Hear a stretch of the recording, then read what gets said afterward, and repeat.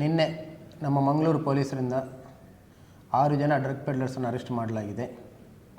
2 ಪ್ರತ್ಯೇಕ ಪ್ರಕರಣಗಳಲ್ಲಿ, ಒಂದು ಪ್ರಕರಣ ನಾರ್ತ್ ಪೊಲೀಸ್ ಸ್ಟೇಷನು, ಮತ್ತೊಂದು ಪ್ರಕರಣ ಸೌತ್ ಪೊಲೀಸ್ ಸ್ಟೇಷನಲ್ಲಿ ಇವರನ್ನು ದಸ್ತಗಿರಿ ಮಾಡಲಾಗಿದೆ.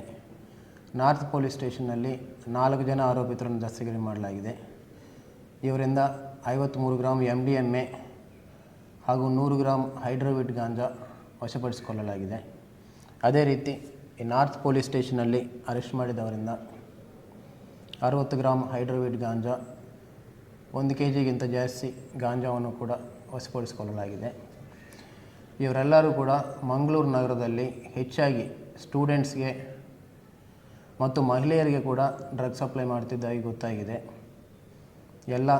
ಈ ಟೋಟಲ್ ವ್ಯವಸ್ಥೆ ಎಲ್ಲ ಕೂಡ ಬೆಂಗಳೂರಿಂದ ಡ್ರಗ್ಸ್ ತೊಗೊಂಡು ಬಂದು ಅವರು ನೇರವಾಗಿ ಸಪ್ಲೈ ಮಾಡೋದಲ್ಲದೆ ಇಲ್ಲಿದ್ದಂಥ ಲೋಕಲ್ ಪೆಡ್ಲರ್ಸ್ಗೆ ಕೂಡ ಡ್ರಗ್ ಸಪ್ಲೈ ಮಾಡ್ತಿದ್ದಾರಂತ ಗೊತ್ತಾಗಿದೆ.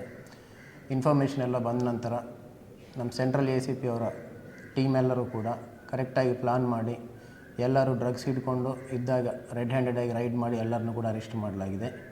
ಎಲ್ಲರ ಮೇಲೆ ಸಪ್ರೇಟಾಗಿ ಕೇಸಸ್ ಬುಕ್ ಮಾಡಲಾಗಿದೆ. ಎಲ್ಲರನ್ನು ಕೂಡ ನ್ಯಾಯಾಲಯದಲ್ಲಿ ಪ್ರೊಡ್ಯೂಸ್ ಮಾಡಲಾಗುವುದು. Thank you.